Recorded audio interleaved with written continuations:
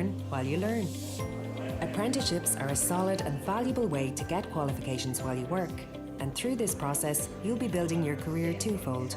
We're going to support apprentices throughout their journey with all the information they'll need on each and every opportunity and support available to help them along the way. With this exciting new plan, we're bringing everything together under one roof in a new National Apprenticeship Office. We'll be collaborating and working with people who know the apprenticeship system inside out. So anyone accessing the new system, learners, employers, or anyone interested in learning more, knows where and how to find the information they need and take the next step into an exciting, modern, supportive apprenticeship system.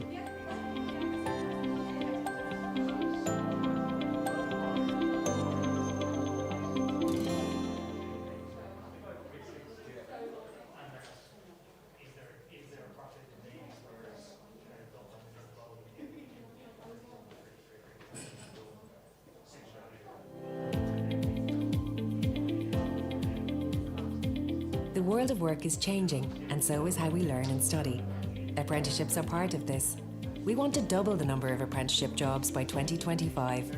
That's 10,000 new opportunities for school students, career changers, people returning to work, or professionals who want to progress in their career. To ensure the apprenticeship system continues to deliver for both learners and employers, we're launching the Apprenticeship Action Plan. This initiative will ensure we have a modern apprenticeship system that reflects the Ireland we live in and work in.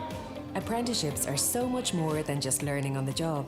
At the moment, there are 60 programmes leading to valuable qualifications in areas like finance, accountancy, laboratory technicians, engineering, heavy vehicle mechanics, healthcare, and we'll be adding many more in the future. And this plan is very much for employers too. Taking on apprentices is a great way for you to build a highly skilled team and grow your company now and for the future.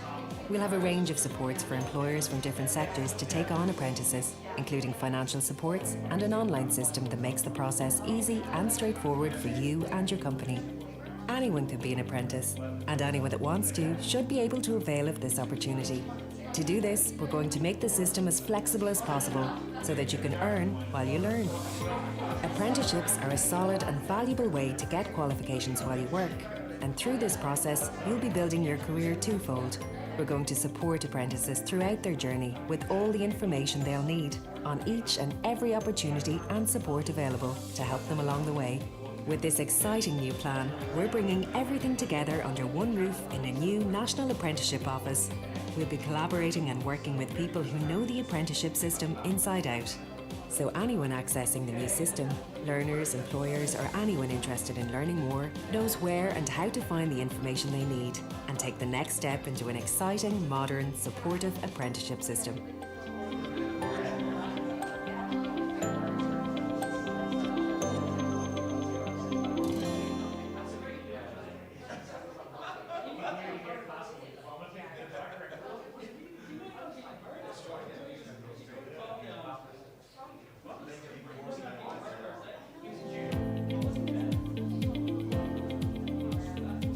The world of work is changing, and so is how we learn and study.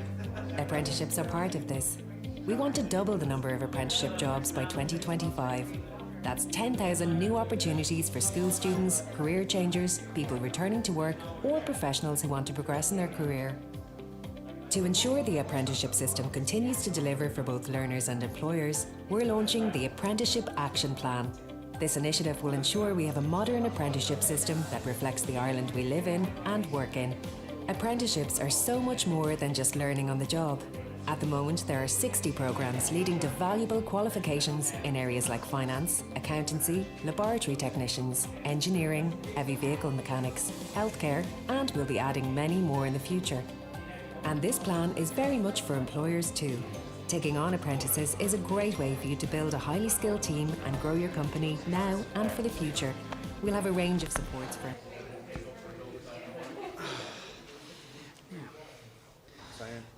move over one.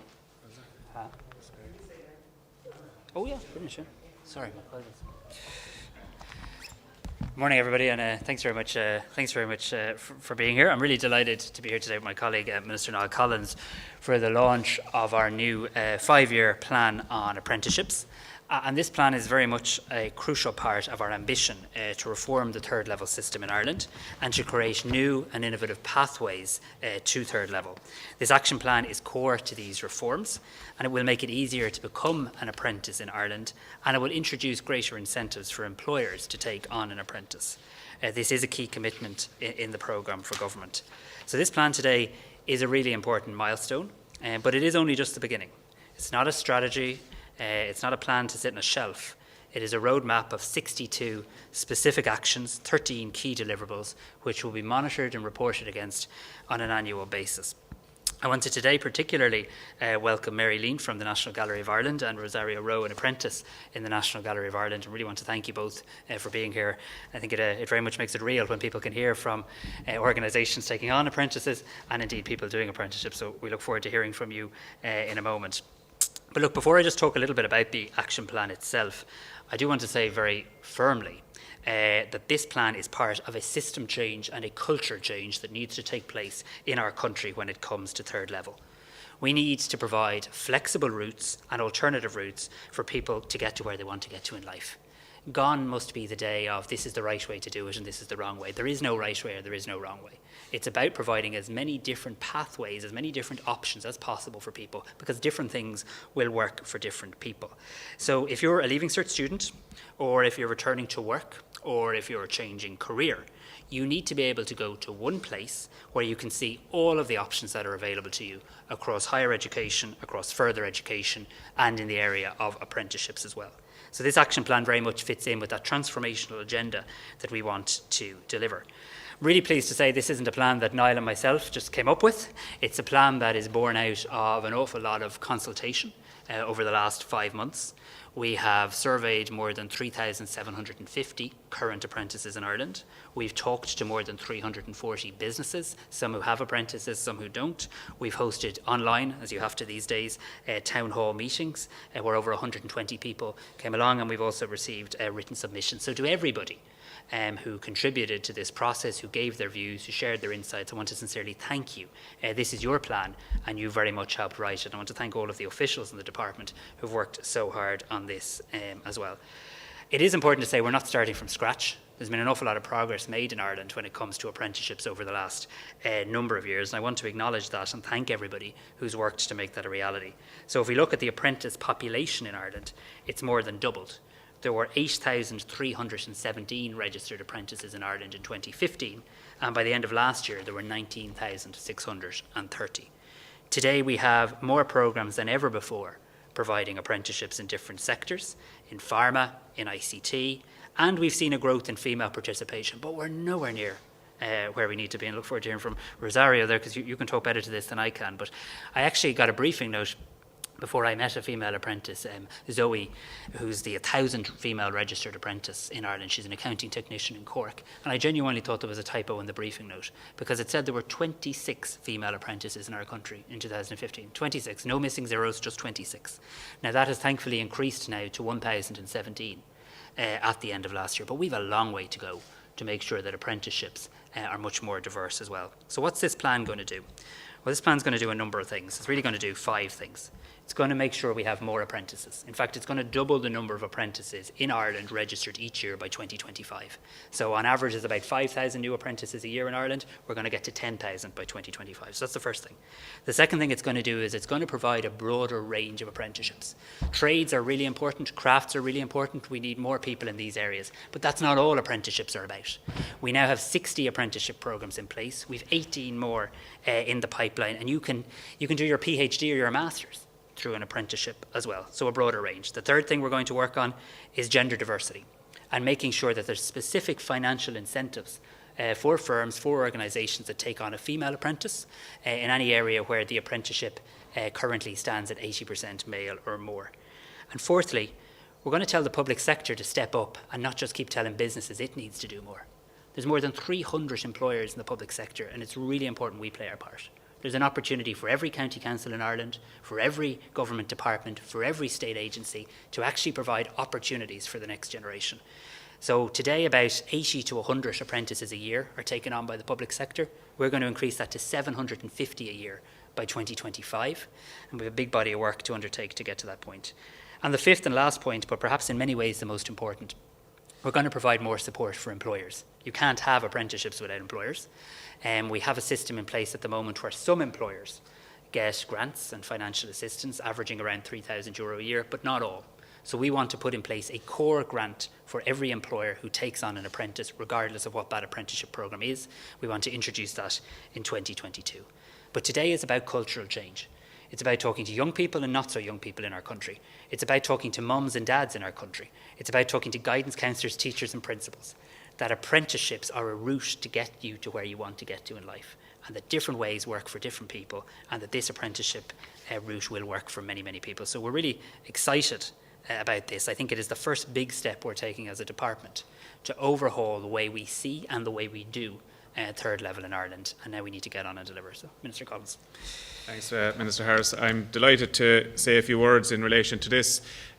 Since our department was formed in July of last year, both Minister Harris and I have spoken on many occasions about the importance of apprentices and the apprenticeship schemes right across the further and higher education landscape. And today is about, as the Minister has said, it's about mainstreaming apprenticeships and placing it right at the heart of our further and higher education system and landscape, and rightly so. And there's today's launch and action plan is a signal of intent, and it will provide the roadmap to achieve that. So a couple of add-ons. We're establishing a National Apprenticeship Office, which will oversee the governance and will bring under the one umbrella the various many different apprenticeships. At present you have the craft apprenticeships and the non-craft apprenticeships who are run by Solace and the Higher Education Authority. So we'll bring both of those in under the one umbrella, helped by the stakeholders, the unions, the educators, the employers, the apprentices themselves, by the creation of a National Apprenticeship Alliance who will inform the process also. So the streamlining of that and making it ultimately, when we end this journey, a one-stop shop and a streamlined system at the centre of our further and higher education system will be hugely beneficial for people who are considering an apprenticeship as a real rewarding career pathway and option. We've said so many times that we want to destigmatise apprenticeships, and it has been seen as the poor relation for far too long. And this plan, when everybody buys in, as they have done through the consultation process and in the drafting and the publication of this plan, will give a real viable roadmap for people to find that rewarding career path. We have 18 more apprenticeships in development at the moment, from areas like software to agriculture to engineering to, for example, wind farm management. So all these diverse areas that people wouldn't ordinarily think of. There are viable careers within our industry, within our commercial sectors and within our non-commercial sectors. And as we emerge from COVID, we will be able to identify new skills gaps and new skills needs, and we'll be able to quickly develop new apprenticeships. So it's a great day for all. Thanks very much, Minister Collins. Can I invite Mary and Rosario to maybe join us and share your own experiences? Thanks very much. I think Mary is going to speak to us first. Mary's from the National Gallery of Ireland. Thanks, Mary. Good morning. Good morning, everyone. My name is Mary Lean, and I work in the Finance Department within the National Gallery of Ireland. And this is our third year operating the Accounting Technician Apprenticeship Programme. So I've been asked to say a few words outlining why we think apprenticeship is a good idea. In short, it's a great way to upskill. Apprentices are not just gaining a qualification, they are also learning work-based skills, which they can continue to build on throughout their career. And we also find that the apprentice is delighted with the opportunity to earn as they learn, while gaining practical experience in the workplace. In the National Gallery, we have had apprentices from different life stages, and we have found that apprentices work equally well for both young and the more mature. There are many reasons why someone might not have completed any formal training earlier in their career, and the apprenticeship scheme provides an opportunity for people to move into areas which they are keen to upskill in. Now, as regards the action plan, there are lots of diverse opportunities in public sector organisations such as the National Gallery, and the action plan will help deliver more high-quality apprenticeship opportunities for people who want to join and build careers in the public sector. Thank you. Thanks very much, Mary. Sorry. Good morning, everyone. My name is Rosario Rowe. I am currently doing my apprenticeship at the National Gallery of Ireland in the Finance Department, and I will hopefully graduate this December as an accounting technician. Enrolling in the Accounting Technicians Apprenticeship program has given me the opportunity to get back to the workforce after spending many years as a stay-home mom, and at the same time is bringing my old business degree, very old business degree, up to date, and hopefully I am looking at what's next. I am looking at maybe becoming chartered tax advisor. So I'm really looking forward to that. And this program is actually, making me achieve my dream, really, or work towards it. Being part of the National Gallery team has been a great experience. You can just imagine yourself working towards getting your qualification, gaining experience, meeting great people, getting a check. And obviously, it cannot get any better than that. So if you are, by any chance, curious or interested, just check out the gov.ie website. It's gov.ie/the right course, also apprenticeship.ie, and you'll find all the information that you need in there. So don't think about it, just go and check it out. It works. That's very good advice. Thank you very much. Thank you, Rosario. Thank you, and thank you to Mary. Thank you both for being here today. You're talking about there being sort of a single overall kind of entry point for all of this, but have there been suggestions before that maybe CAO, historically apprenticeships have always been seen as the lesser option in some ways because they're not sort of advertised or the same kind of form. Will there still be some kind of integration for apprenticeship entry through what is currently the CAO, or will there still be kind of two parallel entry routes for that? So that's exactly my intention. So I suppose this is one piece of a jigsaw, and it's a broader jigsaw we're putting together, where we're trying to create for the very first time in Ireland an integrated third level system where further education, higher education, apprenticeships all work and slot in together in quite a formal way. So I would like to see the CAO form, which I suppose is the front of house form. I'd like to see that broadened so that a student in school can see all of their options, because I think that's where we're going wrong, being very honest. At 17 years of age, maybe 16 years of age, we're narrowing the conversation way too much. And what we're basically saying to people, and I see it in my own hometown, which university do you want to go to, is often a question people are being asked before they're asked, what would you like to do with your life? And I mean, what we need to do is ask people that. We need to decide, what career would you like to pursue? And then let's just say you'd like to pursue a career in engineering. Well, here are the different ways you could go about it. You can go straight into university. Perhaps you want to go to your local further education and training college. You want to take a year to try things out, get a bit of a grounding, see whether that's what you want, and then go to university. Or perhaps you want to try and do that university degree, but you want to do it in a way that is an apprenticeship, where you can earn and learn. So I think sometimes people think, and just to be really clear, we need more craft apprenticeships, we need more trades people. There's absolutely no doubt there's skills shortages in that area. But sometimes people think that's all apprenticeships is about. Whereas, I'm not sure how many people in this country know you can get a PhD now through your apprenticeship. But there will always be, along with the school leavers, there'll also be some people who can't pack their bags and head off to university for 3 or 4 years. Perhaps they have kids or dependents or a mortgage, whatever. We can all have different circumstances. And what we're saying to them today is an apprenticeship is an equally worthy way, and might even be a better way for you to get to that end point. Could I just ask, I suppose, on behalf of a potential apprentice, you mentioned that the current grants are in the region of €3,000 to an employer. So what do you propose to increase it to? And would all that money go direct to an apprentice, or is there an element that's a sweetener for an employer to put them on? And how long does it last? Does it last perhaps for a little bit after they finish their apprenticeship? Yeah, no, look, it's a really good question. So it's two parts to it. The grant goes to the employer. So at the moment we pay, and these are average figures because they vary a little bit, Fergal, but roughly speaking, a grant of around €3,000 to any employer who takes on an apprentice in, let's call them the traditional apprenticeships. But we're not providing a bean to any other employer in other areas. And that's not fair, it's not right, it's not equitable. The Restaurant Association of Ireland have been on to Niall and I on this for quite a while. So what we want to do is bring in one core grant from next year that will pay every employer per apprentice, a figure in and around the 3,000. We've to do our work on that as part of the estimates process. I think that will make it much easier for employers. Alongside that, The apprentice obviously gets paid. And it's quite a complex question because different industries have different pay rates and the likes, but an apprentice earns as they learn, so they get a wage. And on top of that, we're looking at bringing in a bursary for about 100 apprentices a year who come from socio-economically disadvantaged backgrounds. Is that fair, Niall? Yeah, absolutely. And the pre-2016 apprenticeships, which were the craft apprenticeships, you know, the building trades in the main, block layers, plasters, all that type of stuff. The state has been paying for the off-the-job, has been paying an allowance to those apprentices for off-the-job training.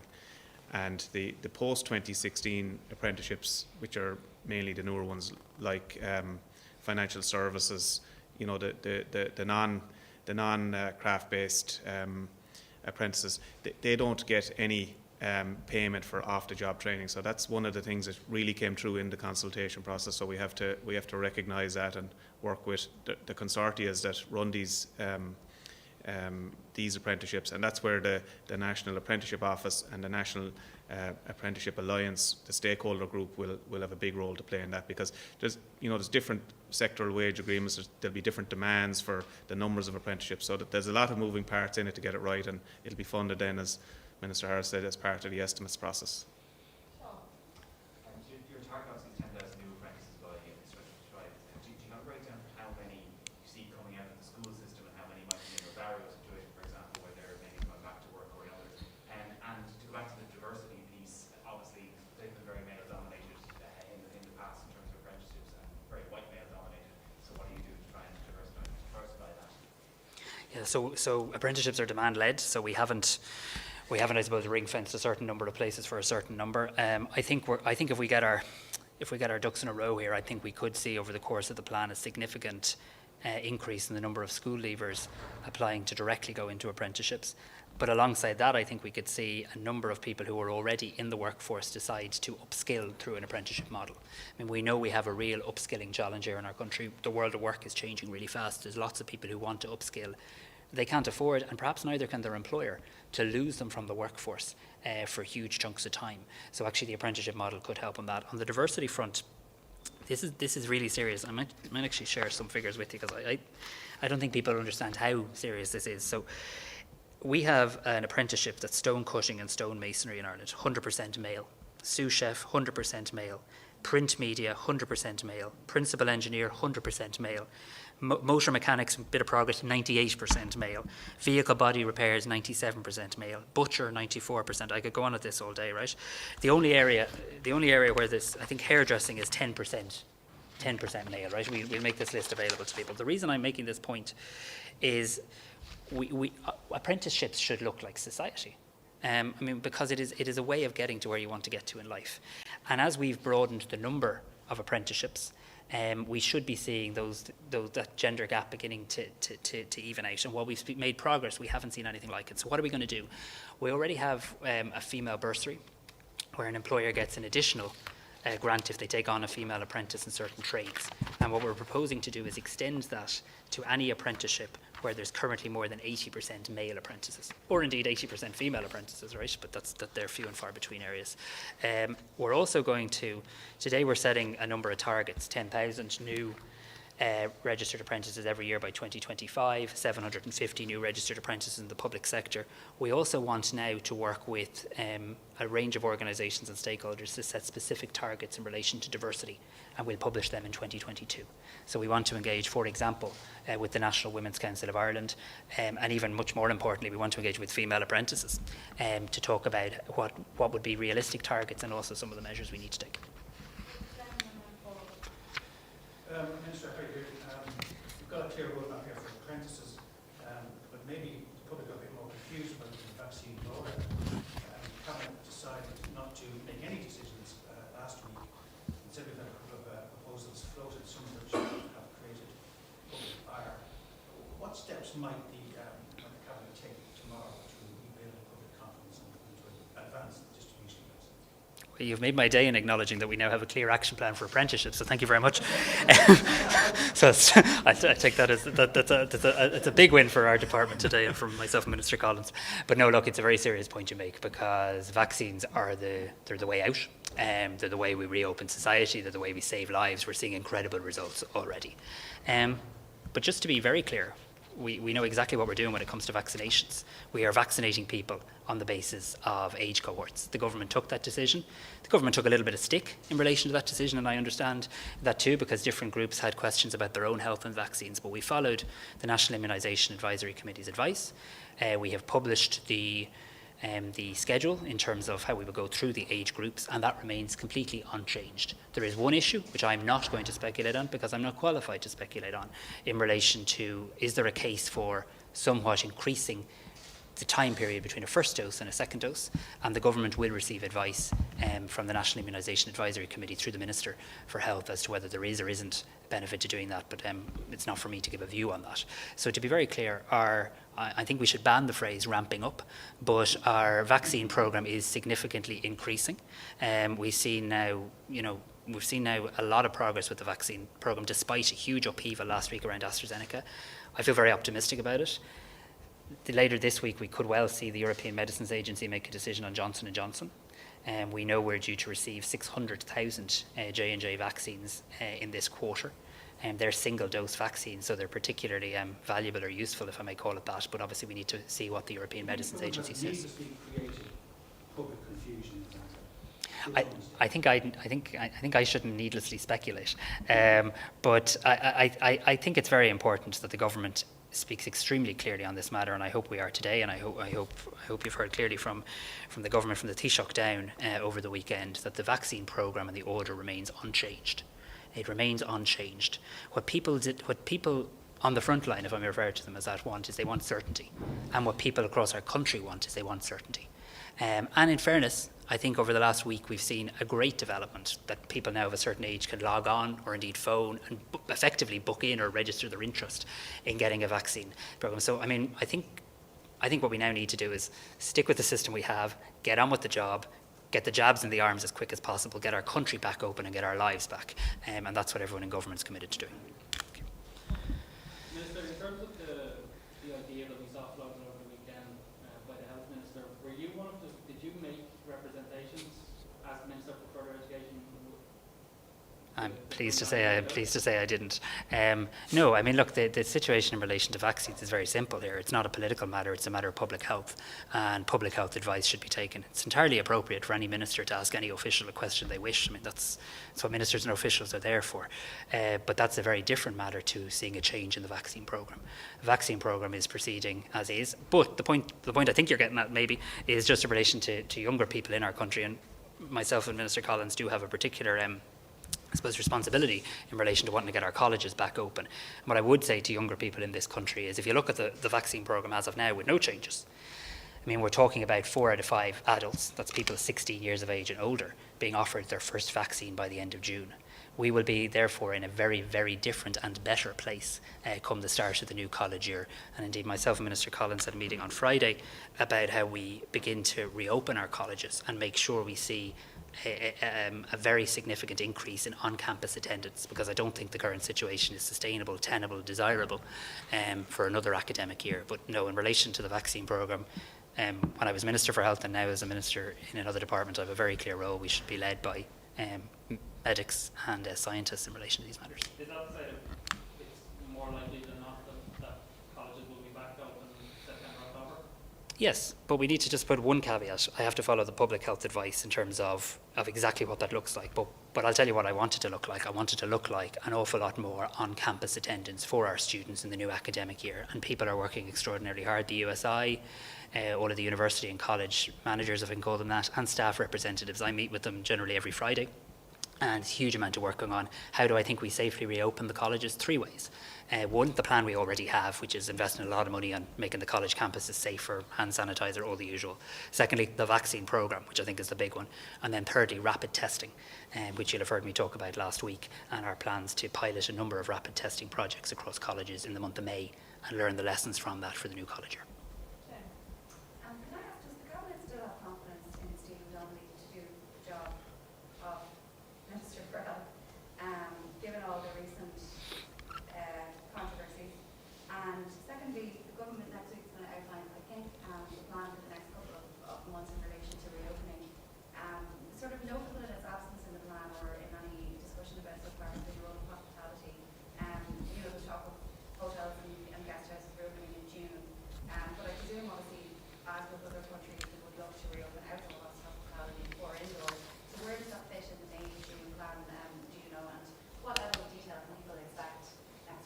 Yeah, so the Cabinet stands full square behind the Minister for Health, who has an extraordinarily difficult job, and it's now a matter of everyone getting on and doing the job and getting as many jabs into arms as possible and trying to see us through this horrifically difficult time. I should just say, when the Cabinet meets, and I presume the Cabinet will meet next Tuesday, certainly next week, to talk about restrictions and easing of restrictions for the months of May, I think it needs to do a couple of things. I mean, I think it needs to provide a roadmap that goes beyond May.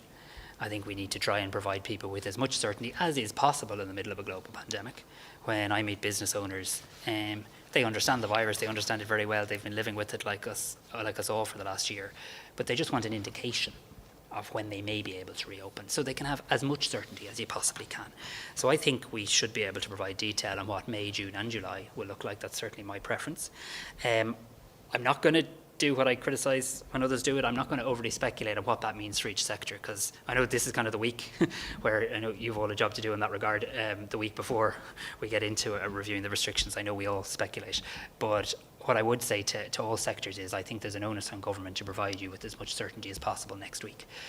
A final point I'd say is if this week continues, touch wood, the way the last couple have, we will be able to meet as a Cabinet next week in a better position on COVID than we have been in many, many months. I mean, it's actually quite extraordinary the progress we've made in the last few weeks. And when I say we've made, I mean we, the people of this country. Yesterday saw the lowest case numbers in a long time. The positivity rate is now consistently in the 2%. The OR number remains below 1. Have we now the fewest number of people in hospital since the month of September and the fewest number of people in ICU since the month of December? And every day we're rolling out more vaccines. So I think I feel more hopeful and positive about COVID-19 and the position we're in as a country than I have in a very, very long time. And therefore, I think we should use that momentum next week to try and create as detailed a roadmap as is possible with this virus. Given that you could perhaps speed up the reopening plan if the business is going in the right direction? I honestly don't know yet, because I think we have to take the public health advice. We're at such a point now, we're at the cusp of, I think, really getting ahead of this virus for the first time in a long time. And I think we just need to make sure we continue to do things in a sensible way. If you look at what we've already said for May, I mean, the government has already said it intends to look at the reopening of retail in May, it intends to look at the return of the rest of construction in May, and personal services. We start using phrases like personal services and wet pubs, phrases we never used before this pandemic, but I think that means hairdressers and barbers and all that sort of stuff. So that's a fair bit of reopening in May. If in the month of May you could see retail reopen, personal services reopen, and all of construction resume. I think, and I'm not going to go much further than this, but I do think the evidence around outdoor activities and how they can be done safely perhaps gives hope that we could do a little bit more in the outdoor space as well. I certainly don't know about you, but I certainly in my own county this weekend saw people out and about, enjoying themselves, meeting up with other people in a safe way outdoors and being responsible. We've learned a lot about how to be safe and stay safe. And, you know, we've got to remember, we're talking to, you know, we've got to treat people with respect here. I think the public understand this virus maybe a lot better and a lot more than sometimes people acknowledge. So that further outdoor activity May, I think we got to wait and see where we get to. But I think there might be a potential to do a bit more in May. For example, and I'm not going beyond this in speculation because I break my own rule. But for example, at the moment you can meet up outdoor with one household. You know, is there a possibility you can do more in relation to that? We're going to see things like golf and tennis and kids training come back later this month. Is there a possibility to expand a little bit more on that? And look, things like outdoor dining and the likes, I'm not in a position to give a definitive view on, but I think we need to start answering those questions next week. I'm just going to ask you to speculate even more.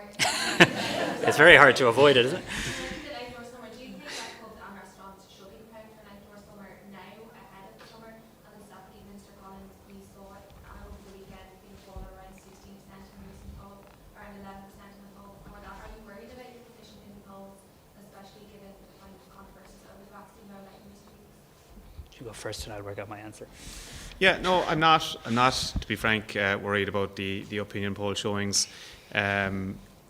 We've always found as a party, Fianna Fáil, that we're understated in the opinion polls. Naturally, I would like to see us higher, but it is what it is, and we don't walk around all day, every day, navel-gazing and wondering and scratching our heads about it. We just have a job of work to do to get on with it.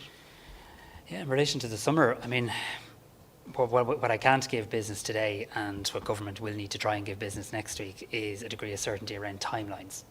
But what I think we can say with a reasonable degree of confidence at this stage is we saw the summer we had last year. Last year people were able to enjoy staycations in our country. We were able to enjoy hospitality in our country. We had to do it with certain restrictions and rules. I would be very hopeful that we'll see a similar pattern this year, considering the case numbers are now falling, the hospital numbers are falling, plus we have something this year that we didn't have last year, which is the benefit of vaccination. The call for government, and we'll have to listen to our public health experts very, very carefully on this, is the moment at which you start to do that. Because, we're providing such protection, that the vaccines are providing more protection than I think anyone ever could have even hoped. And considering we now know that, we don't want what's potentially the final hurdle to fall, because we know how devastating that could be. But I think a summer of people being able to enjoy our beautiful country and domestic tourism and the likes, I think is very possible. But it's going to take probably till next week's cabinet meeting to provide a bit more detail on what the summer months look like. It's my hope that the government next week will be able to give as much detail as is safe to do so in terms of what the summer months look like. Minister, we heard that 4 out of 5 adults will have their first dose by the end of June. Younger people will obviously be last in the queue. When do you expect students to be able to get their vaccine? Do you think all students will have both doses before they go back to college in September? So the 4 out of 5, includes students and includes younger people. It's talking about 80% of our population getting offered the vaccine. So I would be, I think sometimes when we talk about vaccines, and I can understand exactly why this is, when the vaccine program started, everything seemed so far away. So everybody understandably was real anxious about what will this mean for me, my family, my kids, when will we get the vaccine? I suppose my message to people now is, based on the information we have today, we are preparing to offer the overwhelming majority of adults in our country the first vaccine by the month of June, and I expect many younger people to benefit from that. In relation to the specifics of when people will have a second dose and will that be before the new college year commences, I truthfully am not in a position to give that detail now. But I'd say this, college years, I suppose some come back in September, some come back in October. I'd expect many to have had a second dose by then. But I'd also point out that we're seeing huge benefits already from even one dose of the vaccine. And if we look at our nearest neighbours and people up north, we're seeing the benefit there even after people had one dose. So why do I say that? I say that because I think we're going to be in a much stronger position to safely increase on-site, on-campus college education in the new academic year. Just on that Niall decision on whether to space the vaccine doses or not, would you expect to have that recommendation in time for cabinet? And then also, if they were to recommend that space out doses even further, do you fear that that could have implications on people's perception of the programme, the fact that you're changing, a message again, and perhaps people might feel that it's a bit wishy-washy? So I just want to be really careful. I'm not changing any messages today at all, right? So the government's plan, the government's vaccine plan remains exactly as the plan that the government signed off on.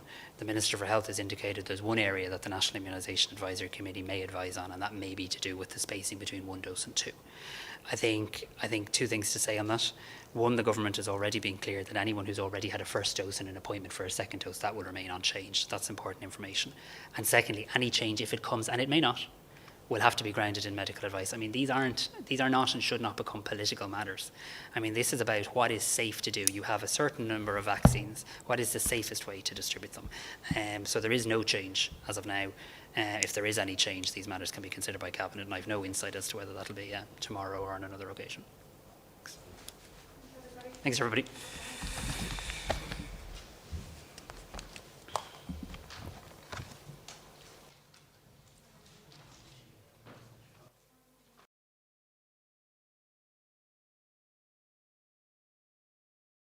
Work is changing, and so is how we learn and study.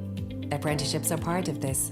We want to double the number of apprenticeship jobs by 2025. That's 10,000 new opportunities for school students, career changers, people returning to work, or professionals who want to progress in their career.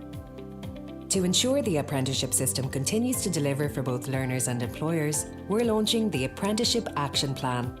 This initiative will ensure we have a modern apprenticeship system that reflects the Ireland we live in and work in. Apprenticeships are so much more than just learning on the job. At the moment, there are 60 programmes leading to valuable qualifications in areas like finance, accountancy, laboratory technicians, engineering, heavy vehicle mechanics, healthcare, and we'll be adding many more in the future. And this plan is very much for employers too. Taking on apprentices is a great way for you to build a highly skilled team and grow your company now and for the future. We'll have a range of supports for employers from different sectors to take on apprentices, including financial supports and an online system that makes the process easy and straightforward for you and your company. Anyone can be an apprentice, and anyone that wants to should be able to avail of this opportunity. To do this, we're going to make the system as flexible as possible so that you can earn while you learn. Apprenticeships are a solid and valuable way to get qualifications while you work, and through this process, you'll be building your career twofold. We're going to support apprentices throughout their journey with all the information they'll need on each and every opportunity and support available to help them along the way. With this exciting new plan, we're bringing everything together under one roof in a new National Apprenticeship Office. We'll be collaborating and working with people who know the apprenticeship system inside out. So anyone accessing the new system, learners, employers, or anyone interested in learning more, knows where and how to find the information they need and take the next step into an exciting, modern, supportive apprenticeship system.